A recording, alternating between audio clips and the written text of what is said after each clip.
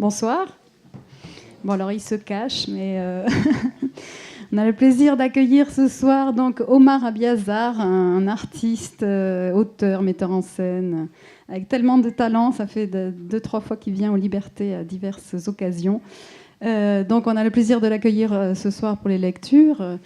Et François Beaune, fondateur de l'association Histoire Vraie en Méditerranée. Voilà.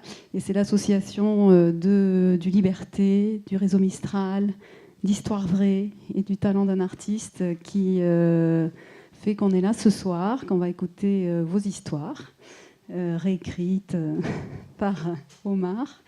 En écho à ces histoires, on aura, je crois, le plaisir aussi d'entendre quelques histoires de Beyrouth. François ? J'espère, c'est peut-être... voilà. En préambule, on va vous montrer un petit film. Vous savez que le Liberté a une 4e scène, incarnée par Vincent, ici présent, qui a réalisé... Ouais, vous pouvez l'applaudir parce qu'il est très talentueux. Qui a suivi un petit peu Omar comme ça dans son travail. Et puis voilà, vous dire que cette soirée s'inscrit à la fois dans le cadre de la politique de mécénat du Liberté pour montrer à nos partenaires tout ce qu'on peut faire ensemble. Il ne suffit pas de faire un chèque contre un logo, ce n'est pas notre conception de la politique de mécénat. Et évidemment, c'est bien plus intéressant et pour nous et pour le partenaire d'imaginer un tel projet. Et ça s'inscrit également dans le cadre des rendez-vous en Méditerranée, dont c'est la 4e édition, puisque chaque année, au mois de mai, on propose aux structures culturelles du territoire, toutes disciplines confondues, de mettre en lumière comme ça une zone de la Méditerranée. Donc cette année, nous avons choisi le Liban. Donc vous verrez, vous avez le programme, il est un peu froissé parce que depuis ce matin, voilà, c'est celui-là, il est dans le hall du théâtre. Il se passe plein de choses. Je vois Karim Dakroub ici qui présente et Sia Carbone qui présente un spectacle jeudi et vendredi, le Bal des Rêves, un spectacle pour enfants, mais pas que, voilà, qui nous vient. Et adultes, voilà, pour tout public. On a aussi une très belle exposition de Leïla Alaoui, qui n'est pas libanaise, mais qui a réalisé un travail sur des réfugiés syriens au Liban, qui est exposé dans le hall du Liberté, que vous pourrez voir à l'issue. Et voilà, et un mardi Liberté. Enfin bon, je ne vais pas vous donner tout le programme, ce n'est pas le propos de la soirée. Je vais peut-être laisser Thierry Durand raconter un petit peu la jeunesse du projet qui nous réunit ce soir. Et vous souhaiter une bonne soirée et vous dire qu'à l'issue, on vous propose aussi un petit verre accompagné de mets libanais, voilà, pour clôturer la soirée ensemble. Un mezzé. Thierry. Merci Pascal. Bonsoir à tous. Donc effectivement, on est là dans le cadre du mécénat. Donc le mécénat a plusieurs manières de s'exprimer. Le réseau Mistral, c'est une entreprise, la RMTT, importante à Toulon, enfin importante en tout cas à 2 niveaux. D'abord par ses effectifs, puisqu'on est quand même 750, mine de rien. Et puis importante dans la vie de la cité toulonnaise, puisqu'on relie les quartiers entre eux, on relie les gens entre eux, on relie les activités entre elles. On va habiter, on va travailler, on se sert du réseau pour se déplacer. Alors dans le cadre de ce mécénat, je pense qu'il était effectivement quasi logique que le réseau Mistral soit présent avec le Théâtre Liberté. Et comme l'a dit Pascal, on pouvait être simplement un logo sur une affiche. Et puis un jour, on s'est posé la question de savoir si on pouvait être autre chose qu'un logo sur une affiche. Et à travers différentes aventures et différentes expériences, on a décidé de créer des liens. Alors on s'est retrouvés il y a 1 an pour parler de la vie d'un de nos personnages célèbres dans l'entreprise, Dominique Barletta, qui est d'ailleurs ici. Et donc ça a fait l'objet avec Charles Berling d'un petit film d'une demi-heure qui est passé sur Arte et qui nous a fait découvrir à la fois notre métier, à la fois notre entreprise et à la fois la vie de Toulon sous un autre angle. Et puis, dans le cadre de ces rencontres autour de la Méditerranée, on s'est dit pourquoi pas, mais on avait du mal à trouver le lien entre le réseau Mistral et la Méditerranée. Le Mistral est un vent qui part des Cévennes, mais qui vient échouer au bord de la Méditerranée, qui a du mal à la traverser. Donc on ne savait pas trop. Puis en fait, comme souvent, ce sont les gens qui, entre eux, ont décidé de se lier et de créer ce lien-là. Alors c'est pas le Mistral qui a traversé la Méditerranée, c'est Omar qui est venu de l'autre côté. On ne peut pas dire non plus que c'est le Mistral qui l'a ramené, puisque ça ne s'ouvre pas dans le bon sens. Mais effectivement, c'est le projet qu'on a décidé de créer, c'est que Omar vienne nous voir, ils viennent faire parler tous ces gens dans cette entreprise, une grande partie anonyme, hein, parce que la RMTT, c'est 450 conducteurs, donc sur 750, ça veut dire qu'il y en a 300 qui travaillent dans d'autres services et qu'on ne voit pas forcément. Et donc l'idée, c'était qu'Omar vienne rencontrer ces gens-là, ces anonymes, et puis ces gens qui sont derrière des volants, qui sont aussi anonymes, parce qu'ils n'ont pas forcément de nom. On les voit 7, 8, 10 minutes, et puis après, on ne les voit plus. Et bien Omar a eu cette performance, a réalisé cette performance de pouvoir les faire parler. Moi, en tant que directeur, j'y arrive pas toujours. Donc voilà. Ou alors, c'est pas toujours dans le même cadre. Enfin, bon, c'est un peu plus compliqué. Et voilà, donc Omar s'est inscrit là-dedans, et je pense qu'il va vous faire découvrir des gens, des histoires, des hommes, et puis peut-être derrière une entreprise, puis accessoirement une ville aussi, puisque tout ça se passe à Toulon. Voilà. Donc on est très très content de ce mécénat, on est très content de ce partenariat, et puis vous voir aussi nombreux, ça nous réchauffe. Donc on espère effectivement que d'autres aventures suivront. Voilà, bonne soirée en tout cas.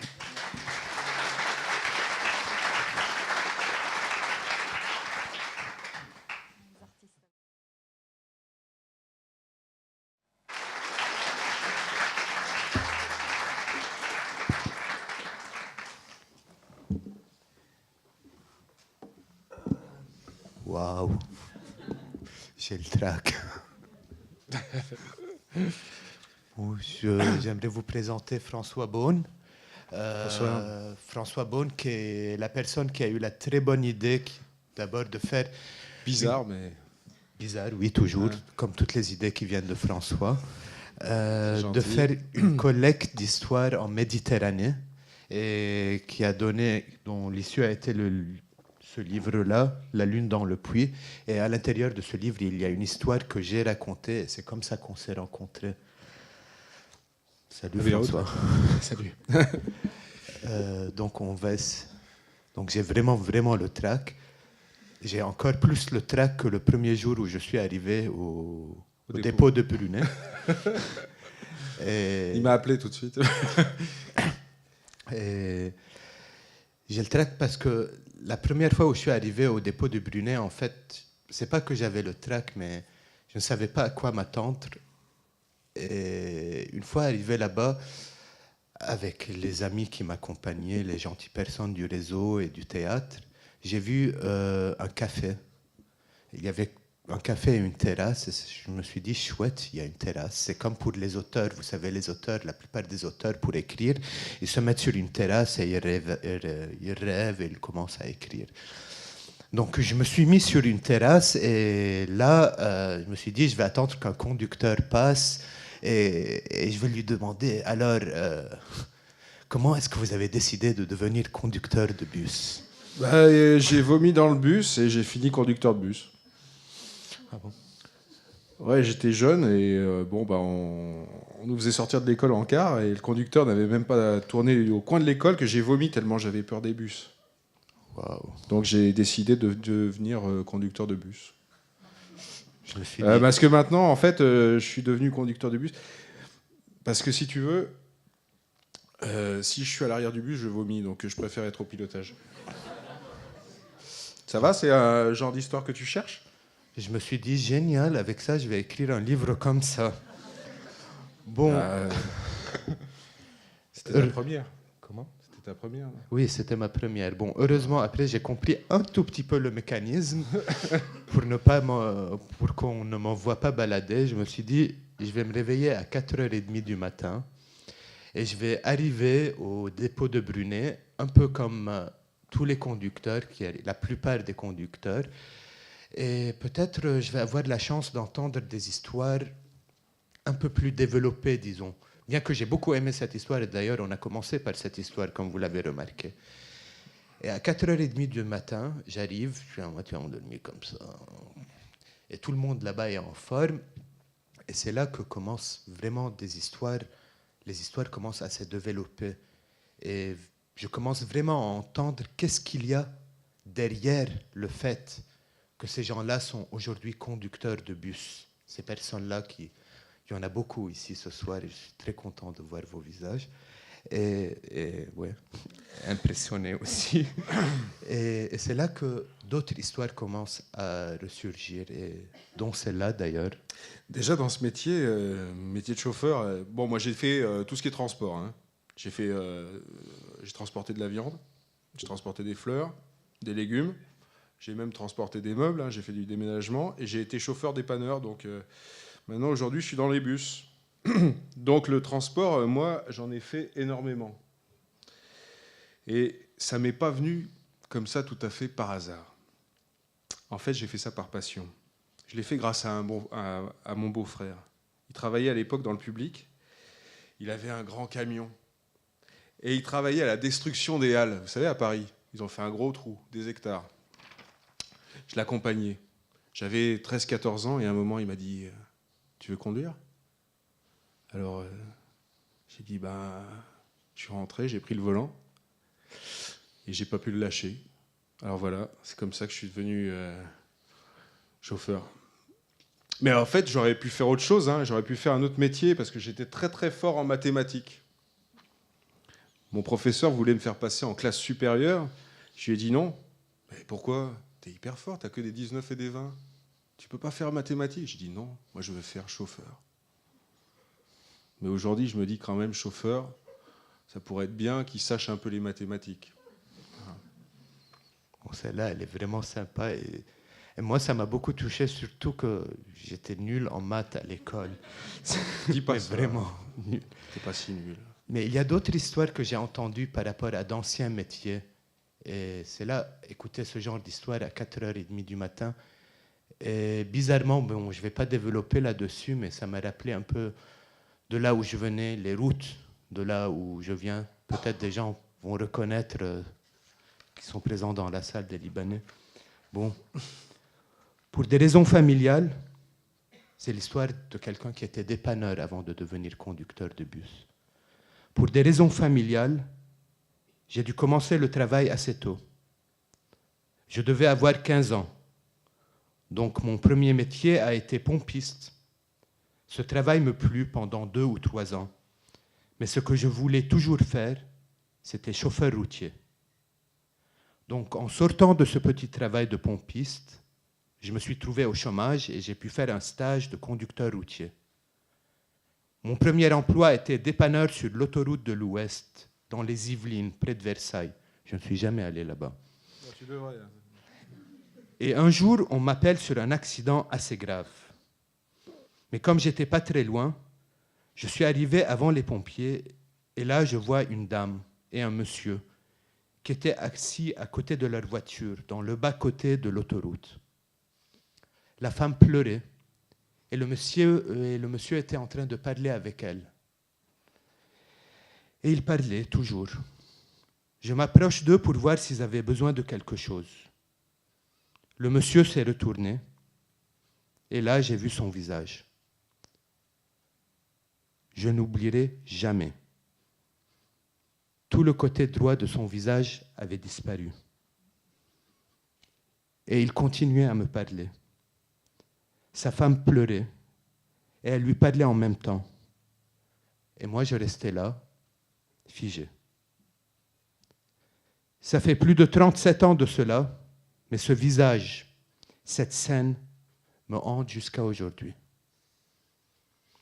Bon, il y a une autre histoire qui vient juste après que je ne vais pas raconter parce que ça va faire vraiment trop, où un monsieur est témoin, aussi il était sapeur-pompier, et il est témoin de l'amputation de la jambe d'un de ses amis.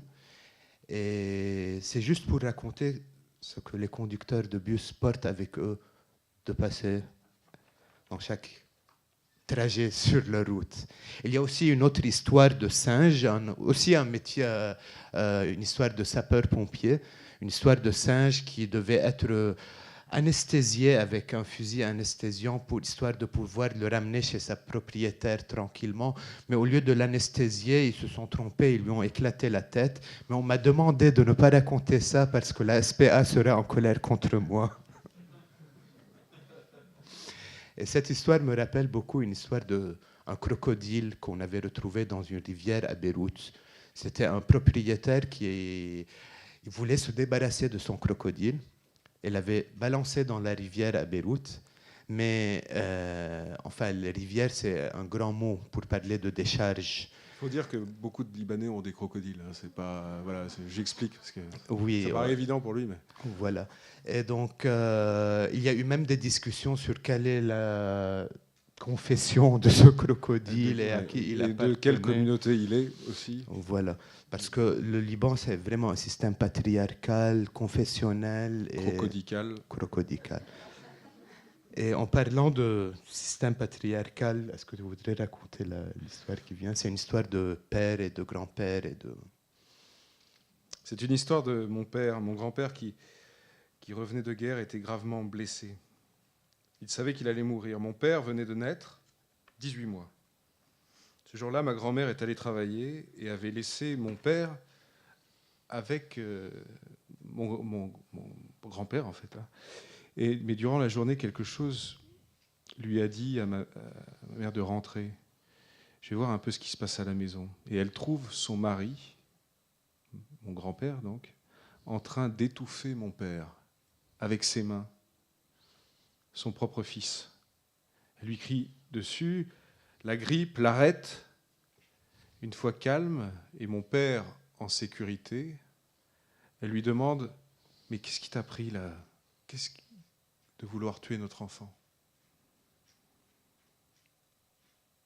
Il s'était mis en tête que puisqu'il allait mourir et que sa femme, donc ma grand-mère, avait déjà 3 enfants et allait être veuve avec 4 enfants, eh bien il s'était dit « Celui-là, je l'emporte avec moi. Je ne lui laisse pas cet enfant en charge, histoire de la soulager. »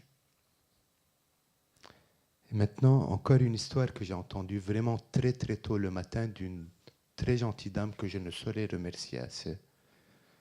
Ce texte s'appelle « C'est une table qui me l'a dit ». Étant enfant, on ne comprend pas, du moins, c'est ce qu'on essaye de nous faire croire. Moi, je me suis rendu compte que mon père nous avait quittés, ma mère et moi, grâce à une table. Parce qu'à la maison, tous les jours en rentrant, je mettais la main sur une table pour atteindre l'interrupteur.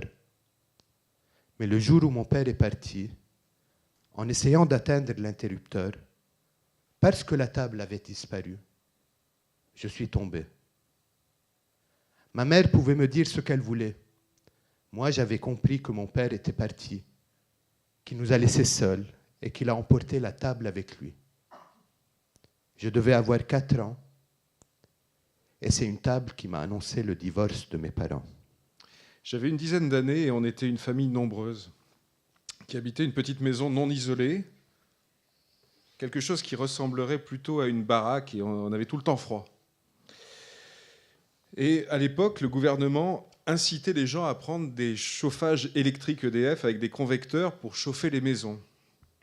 C'était plus économique, disait-il. Ma mère donc s'était dit, avec les 10 enfants, hein, on est une famille très nombreuse, que ça pourrait être plus facile à entretenir que le fioul. Alors bon, elle a fait venir l'installation et après l'hiver, par contre, elle a reçu la douloureuse. Elle est allée voir l'assistante sociale. Elle dit, on ne peut pas payer ça là, c'est beaucoup trop. On n'avait jamais vu une somme comme ça. Et au bout de quelques discussions, elle dit, de toute façon, l'assistante sociale on ne va pas pouvoir vous aider. Comment ça, avec 10 enfants à charge? Non, c'est pas possible. Et la personne lui a répondu, voilà, vous avez encore de la famille en France, c'est très bien. Si vous étiez maghrébine ou algérienne, on pourrait vous aider. Mais comme vous êtes française, on ne peut pas vous aider. Et cela, moi, m'a choqué en tant que tout petit. Je ne suis pas du tout raciste, hein, j'ai plusieurs amis arabes, mais voilà, après plusieurs années, on est obligé de réfléchir à certaines choses sur la justice et la justesse en France. Tu sais, c'est plus ou moins la même situation au Liban. On a un gouvernement corrompu, complètement corrompu. C'est vrai, certes, on a 2 millions de réfugiés syriens au Liban, mais rien ne va jamais bien au Liban et il y a souvent, beaucoup de gens trouvent le moyen de mettre la faute aux réfugiés syriens sur le fait que rien ne va bien au Liban, alors qu'on a les mêmes comment on les appelle, les seigneurs de la guerre qui sont encore au gouvernement au Liban. Et c'est la faute aux petits-enfants qui fuient la guerre en Syrie si on n'a pas de quoi, s'il n'y a pas de travail au Liban. Donc, juste pour dire que c'est une question de perception. De perception. Voilà. Et ça, c'est une autre histoire. Parce que cette personne-là, qui a raconté cette histoire, je ne sais pas si elle est présente dans la salle, j'ai passé la matinée avec elle. Et c'était vraiment une des plus belles matinées que j'ai passées durant tout mon séjour à Toulon, parce que c'était dans un bus spécialisé qui passait prendre des handicapés. C'est un très beau service du réseau Mistral d'ailleurs, pas pour faire de la pub, qui passe prendre des handicapés et des personnes à mobilité réduite de leur appartement pour les emmener dans les centres. Et donc j'ai passé la journée avec cette personne qui s'occupait très bien de ces gens-là.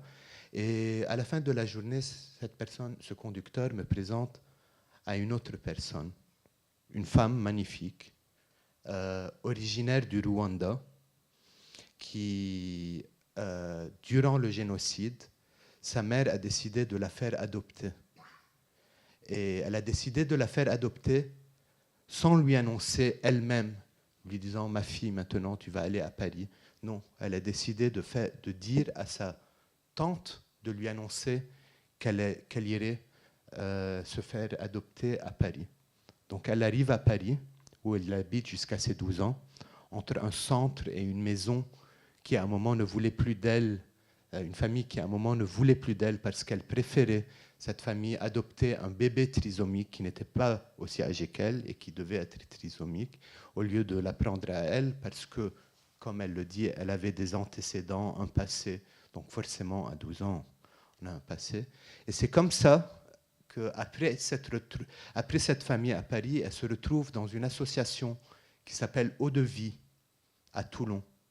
Et dans cette association, elle rencontre sa première mère, disons. Et cette première mère va la mettre en contact avec une deuxième mère chez qui elle va passer le reste de son adolescence et de sa scolarité jusqu'à ce qu'elle se marie. Mais pendant cette adolescence et cette scolarité, cette mère leur avait permis de garder un contact avec leur mère biologique. Et par correspondance, cette mère biologique, qui également avait fui le Rwanda à un moment donné, s'était retrouvée en Belgique à travailler dans la Banque de Belgique, parce qu'elle travaillait dans la Banque du Rwanda. Et parmi leur correspondance, dans leur correspondance, à un moment, elle remarque que sa mère lui dit « Mais tu m'avais promis de l'argent, ma fille, et je n'ai toujours rien reçu. » Et c'est à ce moment-là où cette jeune femme remarque que sa mère l'avait fait adopter pour des raisons financières, en espérant un jour recevoir de l'argent. Ou du moins, c'est ce qu'elle avait compris. Le temps passe, cette jeune dame se marie, elle fonde une famille. Elle a un petit chien, d'ailleurs, c'est comme ça qu'on s'est rencontrés. Je suis allé avec elle en voiture à la SPA faire vacciner son chien. Et un jour, elle reçoit un coup de fil. C'est son mari qui répond, elle n'était pas à la maison.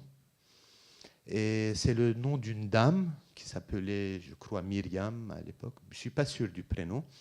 Et cette dame, c'était la meilleure amie de sa mère au Rwanda, qui voulait lui annoncer que son père et sa mère étaient à Toulon et voulaient la rencontrer. Donc,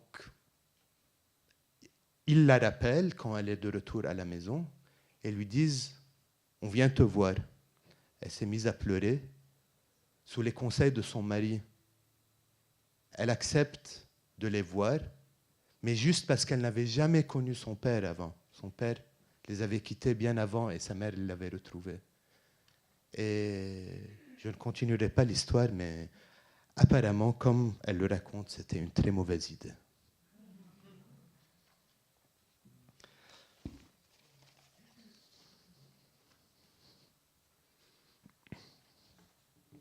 Je ne voulais pas raconter l'histoire du bus, là. Ah, j'ai une histoire de bus, moi, qu'on m'a racontée en Grèce. C'était en octobre 2012. J'ai passé un mois à Athènes, en fait, au Pirée. Je logeais au Pirée. Et j'ai rencontré, en fait, on m'a raconté 2 fois la même histoire. Je me suis dit, c'est bizarre cette histoire. C'était à chaque fois des mères de famille qui me racontaient les histoires de leurs enfants, des ados de 16-17 ans. Et l'histoire, elle va comme ça. L'ado est dans le bus, et puis il y a une femme, une mémé, qui est là, qui est assise et qui prend 2 places parce qu'elle a mis ses sacs sur le siège à côté, et pourtant le bus est plein. Hein. Et elle râle, le discours raciste ordinaire, ces étrangers, la mangin qui vient de manger le pain des Grecs, etc.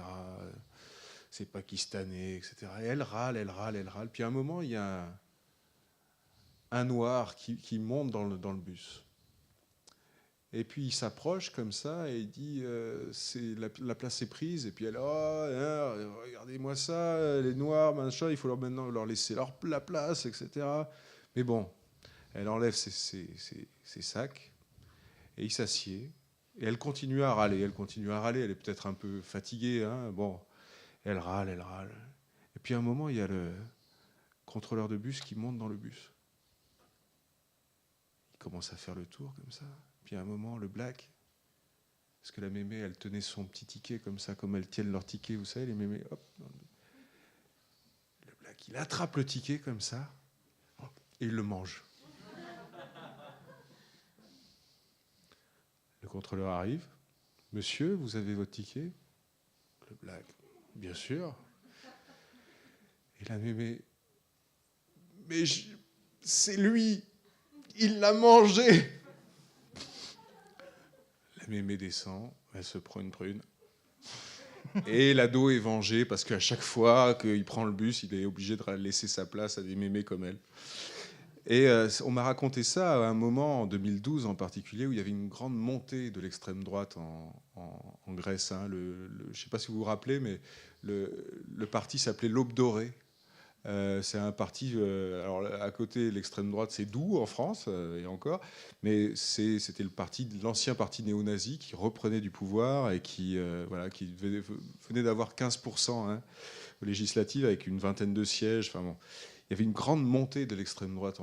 Et finalement, j'ai découvert plus tard que cette histoire, qui n'est pas une histoire vraie, qui est une légende urbaine, avait été récupéré, était en fait un court-métrage allemand des années 90 qui avait été récupéré par la population grecque pour parler réellement des soucis qu'ils avaient à ce moment précis.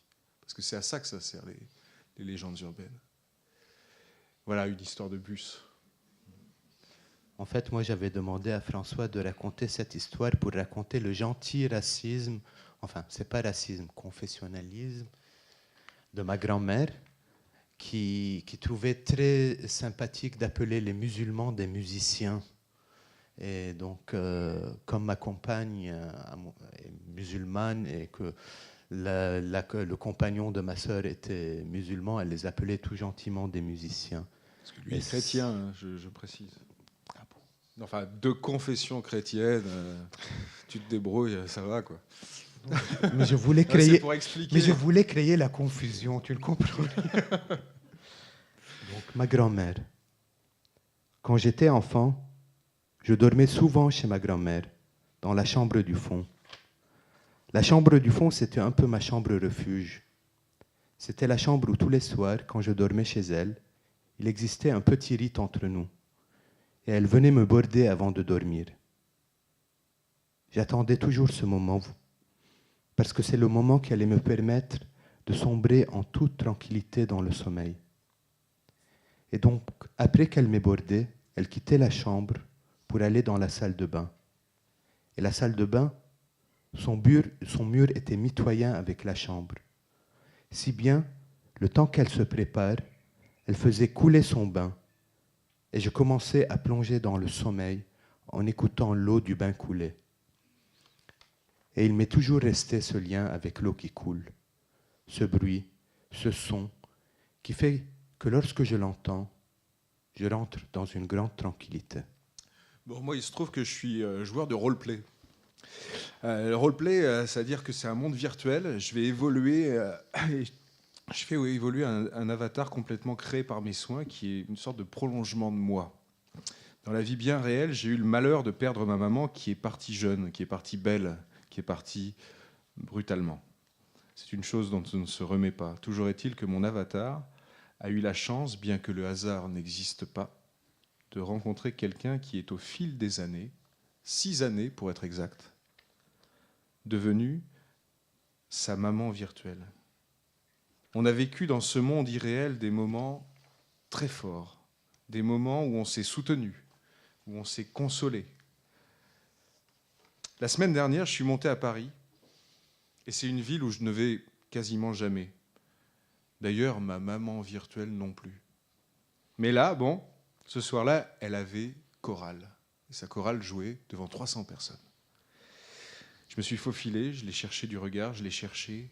J'ai envoyé des messages en disant « Je te cherche », je n'ai pas reçu un message. Et j'ai reçu finalement ce message. Elle avait réussi à s'échapper à la chorale. « Je suis derrière toi ». J'avais le cœur qui battait très fort. Je me suis retourné, j'ai marché 10 mètres, j'ai marché 20 mètres, jusqu'au bout de l'allée de cette église. Et on s'est enfin vus. Pour la première fois, on s'est serrés dans les bras l'un de l'autre. Ainsi est venue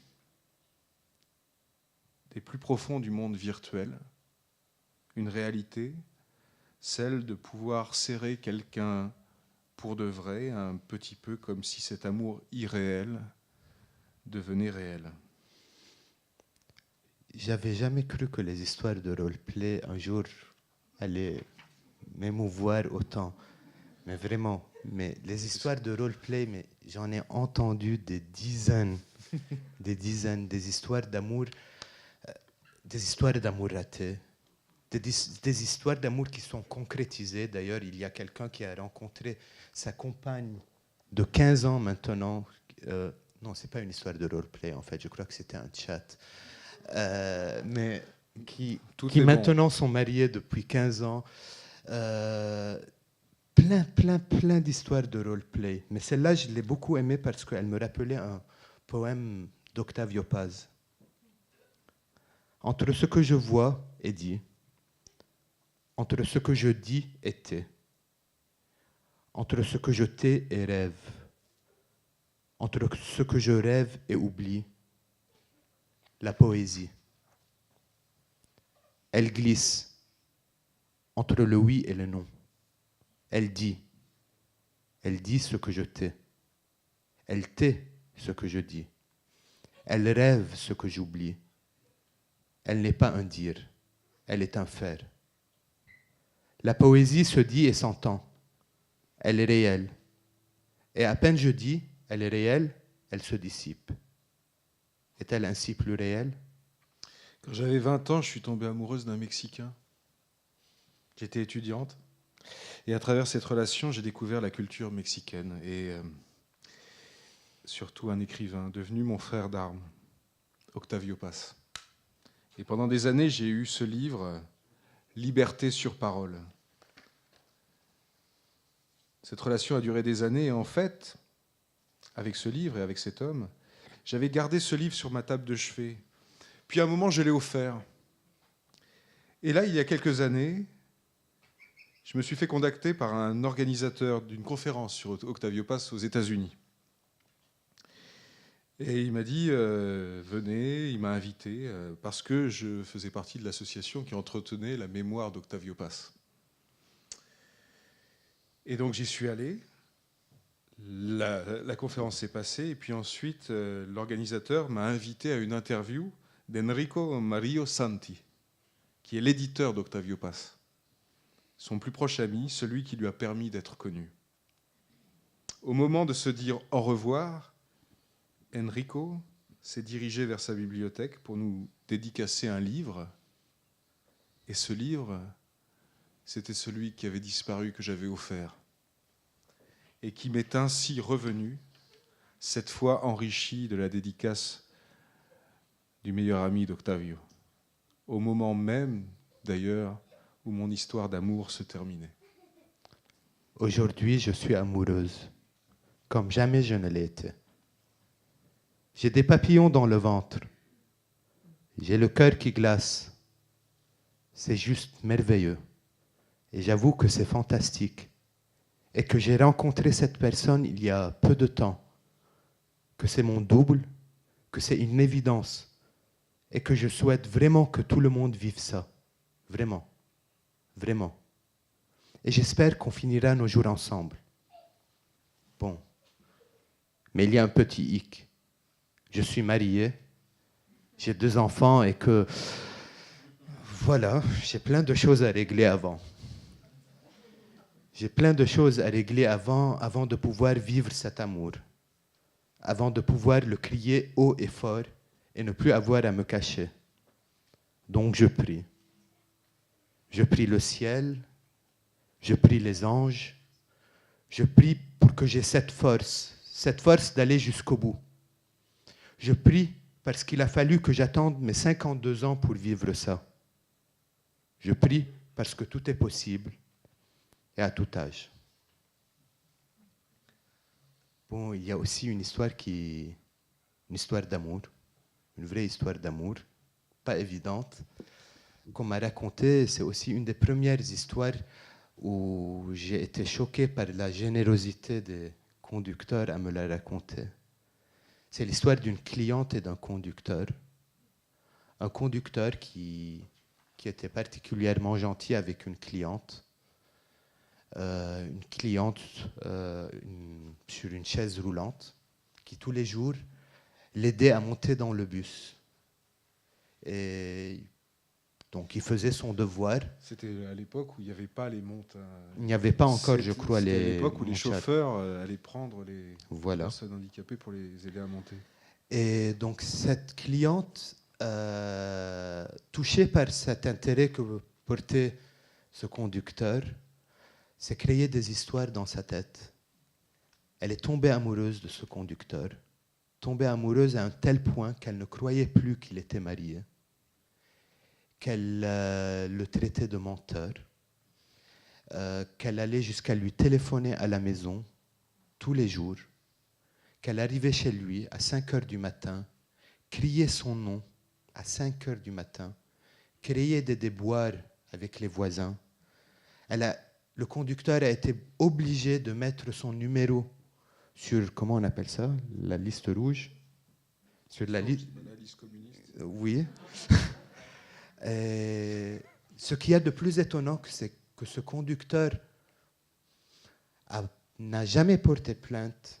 Il s'en est plaint, mais n'a jamais officiellement porté plainte avant 14 ans. Durant 14 ans, il a vécu un enfer. Ça a mis en risque son couple. Et ce n'est que 14 ans plus tard que cette dame, que cette cliente, d'après ce qu'on m'a raconté, n'a plus le droit de monter dans le bus.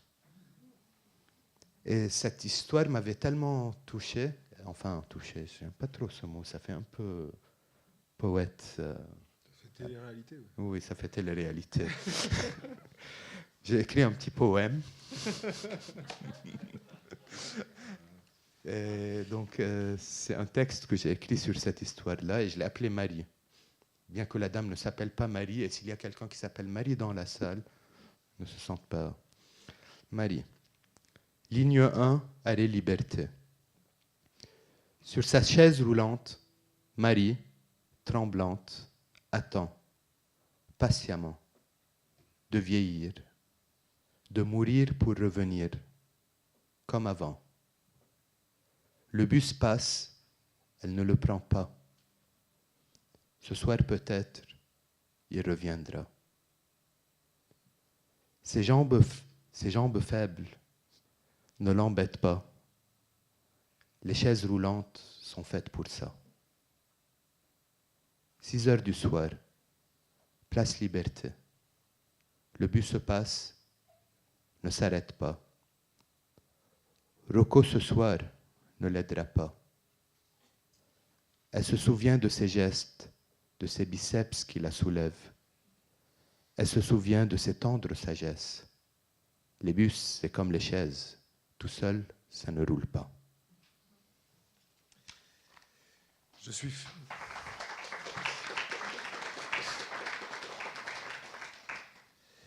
suis fille de réfugiés politiques hongrois. Mon père s'est réfugié à la fin des années 40 en France et a travaillé dans les mines dans l'Est. Mais il a toujours voulu garder sa nationalité hongroise. Il a toujours voulu le garder en l'honneur de ses parents, puisqu'il a quitté son pays sans avoir pu revoir sa mère et son père. Et il a rencontré ma mère, il a décidé, ils ont vécu leur vie comme ça. Et à l'âge de 78 ans, il a décidé de se marier.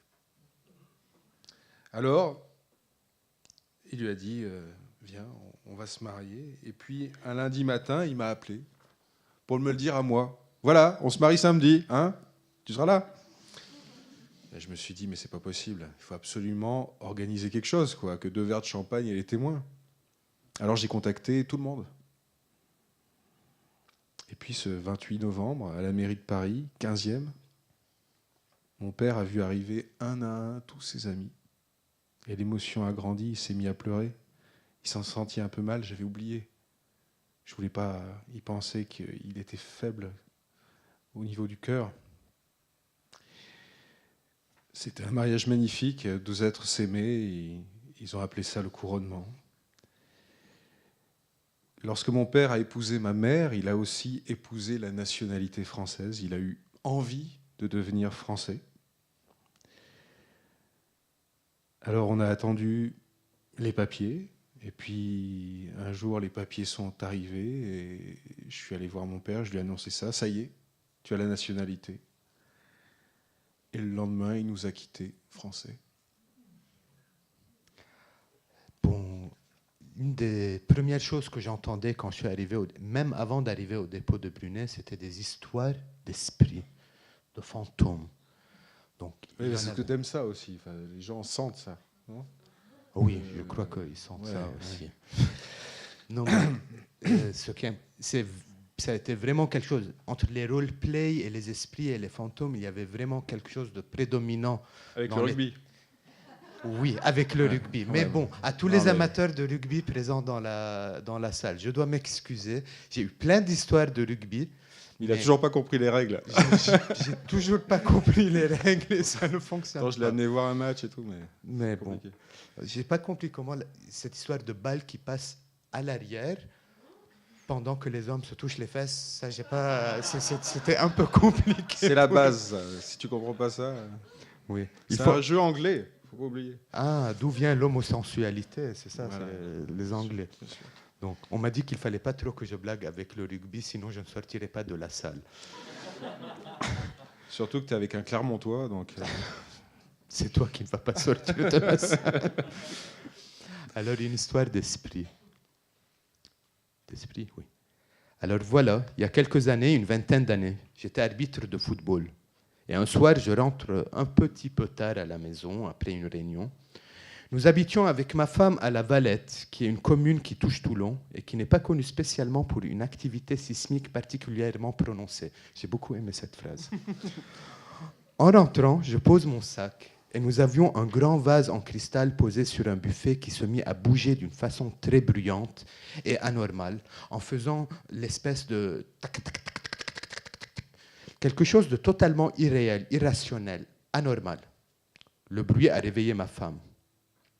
Et nous avons appelé les esprits.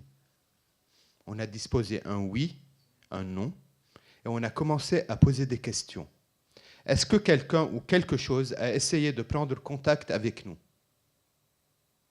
Il s'est avéré que c'était l'esprit de mon beau-frère qui s'était suicidé d'une façon violente et qui tentait de nous prévenir. Après, pendant la nuit, je n'arrêtais pas de rêver à ma petite chienne, également disparue, qui m'amenait chez ma maman. Le lendemain, je vais travailler, et ma femme qui était en congé va arroser les plantes chez ma maman qui était en vacances à Paris. Et là, je vous la donne en mille, on trouve la maison cambriolée. Un couple homosexuel voisin de chez ma maman a effectivement vu et entendu des bruits bizarres à peu près vers minuit, à l'heure où on a entendu les taca taca taca.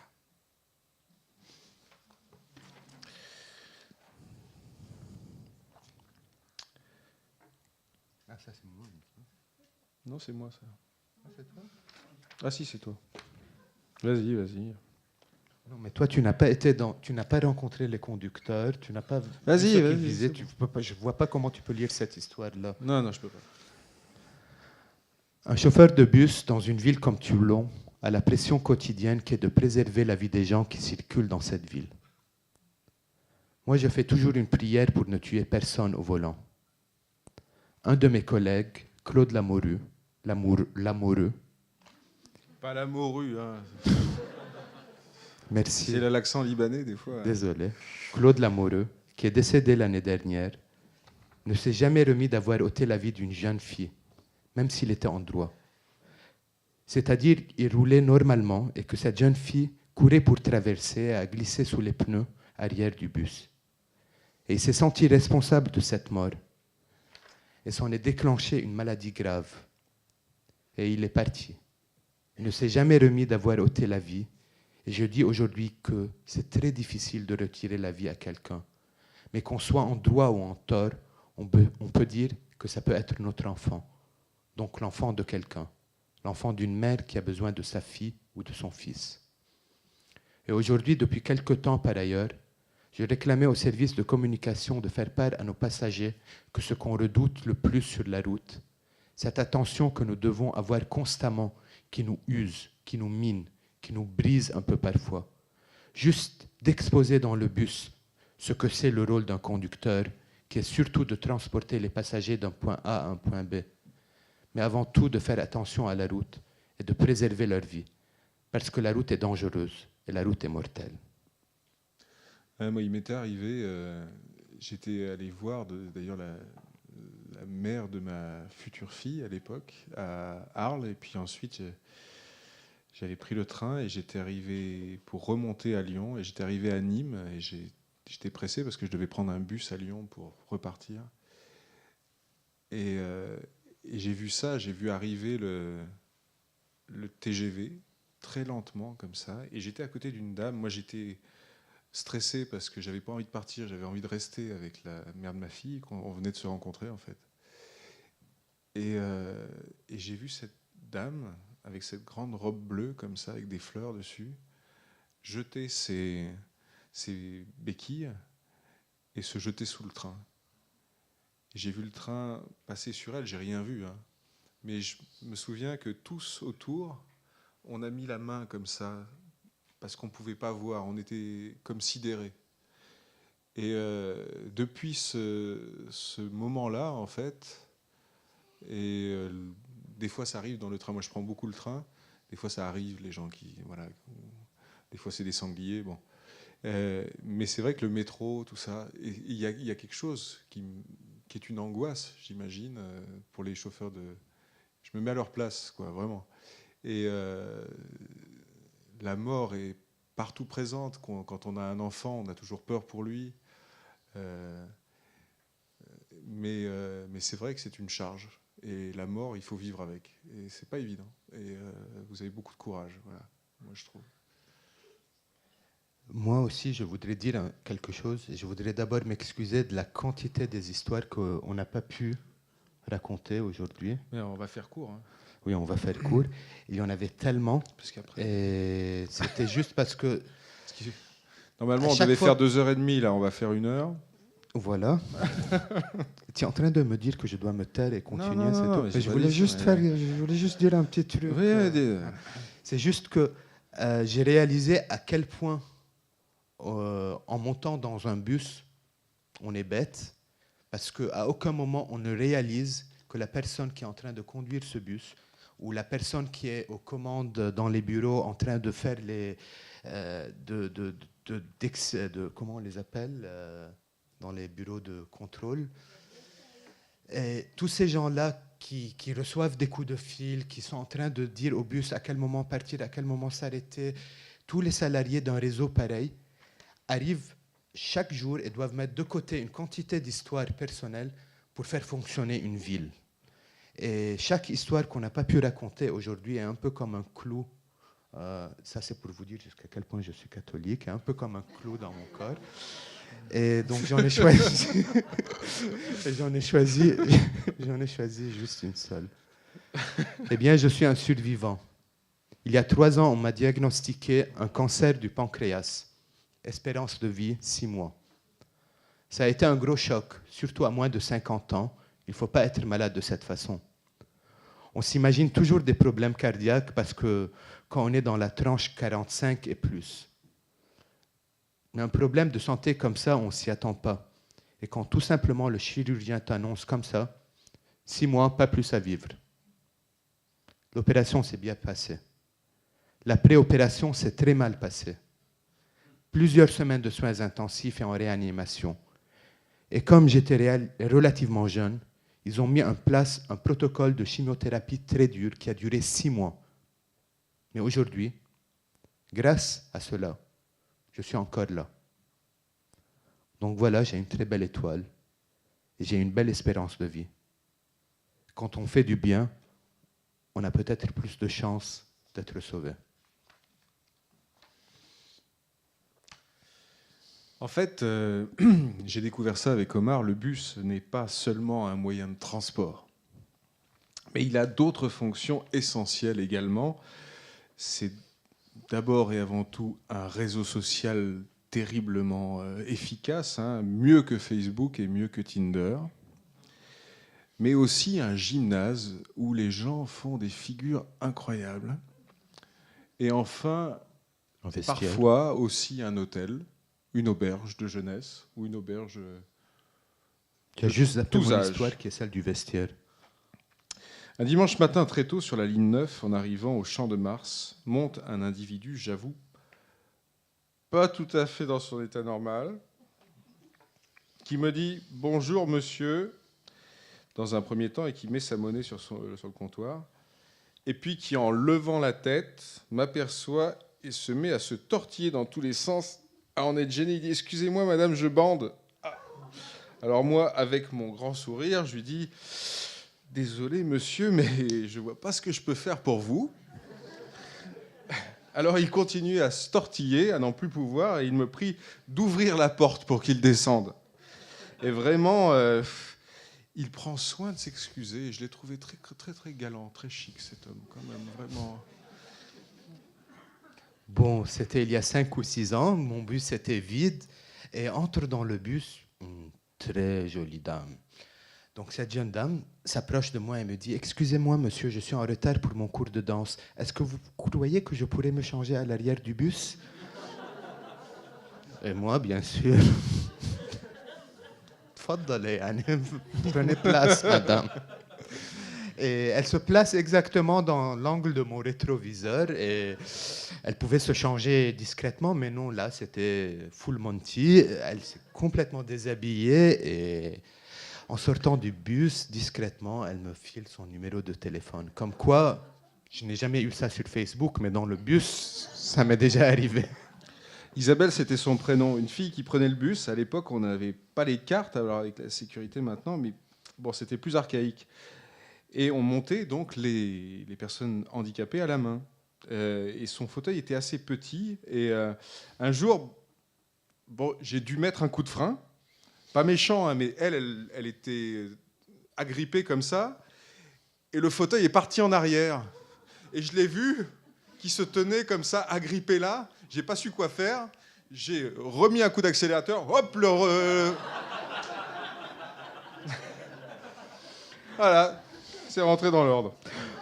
Un jour, on va chercher une personne à la Beaucaire, à la tour de la Beaucaire. Et cette personne était assez importante, donc on ne va pas dire c'est qui. C'est une dame. Et cette dame, elle est tombée entre la cuvette et le mur. Il a fallu appeler les pompiers parce qu'on n'arrivait pas à la sortir. Les pompiers sont venus, ils avaient la masse, ils ont cassé le mur de la cuvette pour pouvoir sortir la dame. Parce qu'ils n'arrivaient pas à déceler la cuvette non plus. Et cette dame, une fois que je l'avais prise, enfin, elle avait des problèmes gastriques, elle allait souvent au France, au bar Le France. Et comme je l'ai dit, elle avait des problèmes gastriques et malheureusement, Elle l'avait fait sur une chaise en paille. Et comme je connaissais bien le patron, moi, parce que c'est un bar que je fréquentais à l'époque, il a pris la chaise et l'a jetée dans le bois. Il m'a dit « Plus jamais tu ne me l'emmènes ». Bon, voilà une anecdote. Bon, après, il y a toutes les histoires que j'ai entendues sur le fait que le bus est un hôtel, que c'est un endroit beaucoup plus confortable que la rue. Le nombre de fois où on a retrouvé le lendemain matin dans le bus un homme qui sortait de prison et qui n'avait nulle part où dormir et qui a préféré dormir dans le bus au lieu de dormir dans la rue.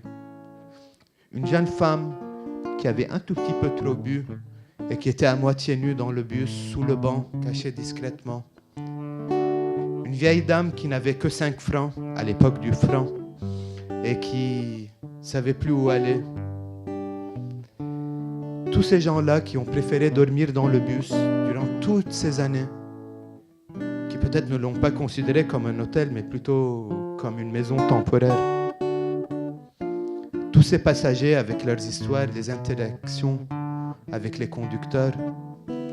Cette vieille femme qui, un soir, monte dans le bus. Elle s'était clairement urinée dessus. Bon, on dira qu'elle était un peu éméchée. Et qui avait demandé au conducteur de l'accompagner jusqu'au bas de sa maison. Le conducteur qui lui dit très gentiment « Mais madame, le bus ne passe pas par là-bas. C'est impossible que je vous emmène là-bas. » Et la dame qui lui sort une photo de ses enfants. Et elle commence à pleurer. Elle lui dit « Vous voyez ces enfants ? Ils vont jamais venir me prendre si vous ne m'accompagnez pas. Et le moment où je vais les retrouver, ils vont me crier dessus. » Il y a cette autre histoire d'une femme qui arrive un matin pressée au bus, qui lui demande combien de temps ça va vous prendre pour arriver à tel point. Et le conducteur qui lui dit « Madame, regardez, le bus qui est derrière, il va prendre l'autoroute. Si vous le prenez, vous arrivez plus vite. » Donc la dame n'avait juste pas remarqué que le bus dont elle allait descendre maintenant faisait 4 portes. Elle était montée, elle était descendue du bus, elle remontait par la 4e porte. Et elle lui a dit « Monsieur, vous passez bien par l'autoroute ?» Elle lui a dit « Mais madame, vous venez descendre de mon bus. Vous êtes juste entré par une autre porte. » C'est juste pour vous dire comment les passagers ne regardent pas la tête du conducteur avec qui ils parlent et le prennent. Une autre histoire qui me fait un peu moins rire. Un gars monte dans un bus. Il met un revolver sur la tempe du conducteur et il lui dit « Bon, maintenant tu prends l'autoroute et tu m'emmènes à Nice. » Le conducteur lui dit « Bien sûr, je t'emmène à Nice, allez, vite. » Il va directement sur l'autoroute.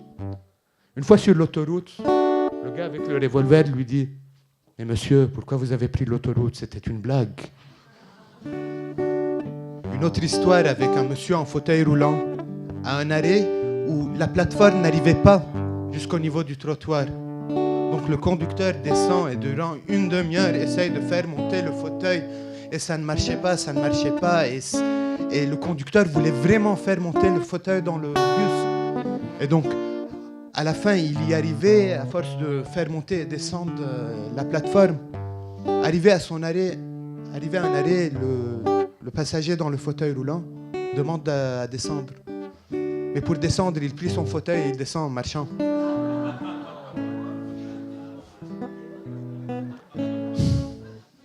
Une fois, j'étais dans le bus. J'étais en train de conduire le bus et une dame voulait descendre du bus. Et vous savez, pour ceux qui conduisent dans la salle, c'est pas tout de suite après avoir poussé le bouton que la porte s'ouvre. Donc la dame, avec son sac à main, commençait à taper sur la porte en me criant « Salarab, Salarab, Salarab !» et croyant que je ne voulais pas la laisser sortir. Et je lui disais « Madame, restez polie. » Le lendemain, elle faisait une réclamation. Et j'ai peur de perdre mon boulot parce qu'elle a menti. Elle a dit que c'était moi qui étais mal poli. Alors que tout ce que j'essayais de lui dire, « Madame, soyez polie. » Et elle me traitait de sale arabe. Dans le même genre, mamie venait de monter dans le bus et sur le trottoir, une vieille dame se faisait voler son sac à main. Moi qui suis maghrébine d'origine, elle me regarde, elle me dit « Eh oui, c'est tous les mêmes. » Mais j'ai halluciné. Elle n'a même pas regardé ma tête. Elle me dit tous les mêmes. Voilà, c'est juste pour vous dire que souvent, on ne regarde pas qu'il y a en face de soi.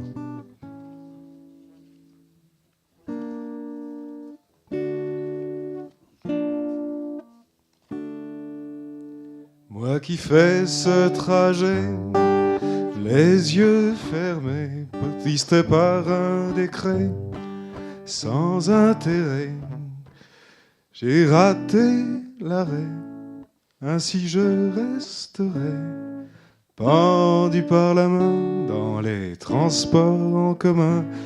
Je finis ma nuit sur la barre d'appui, sauf si l'on prend mon pied pour un vieux papier.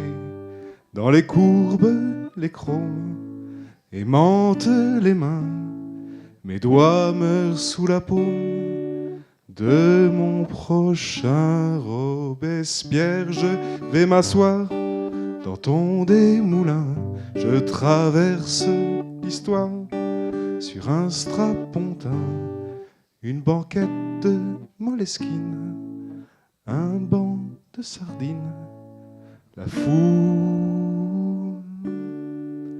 est mon berceau. Je me dépêche vers toi, à l'heure où l'on s'écrase, elle appuie de tout son poids, mais la foule est courtoise. Je reçois l'accolade des camarades. L'hiver, le froid, les moins dans les transports en commun. Je me rends main en l'air dans le funiculaire vers la chaude prison de ta combinaison. Je poursuis mon rêve dans les transports en grève et le dernier chaos me réveille au dépôt. Dans les transports en commun, les filles sont nerveuses et les hommes ont le pied marin et la main baladeuse sur la banquette où je me jette. Je tords, le temps est long, mon ticket de carton, car l'allure est modeste à cause des travaux et mon cœur sous ma veste est un moineau. Au hasard, je rencontre le cadran d'une montre. Si je te dis en plus que j'ai raté le bus, avec ce retard-là, tu ne m'ouvriras pas. Autant faire demi-tour et remettre l'amour. Dans le bois, je me gratte. Je gratte nos deux prénoms avec la date de péremption. Dans les transports en commun, dans les transports en commun, dans les transports en commun, dans les transports en commun, dans les transports en commun. Merci.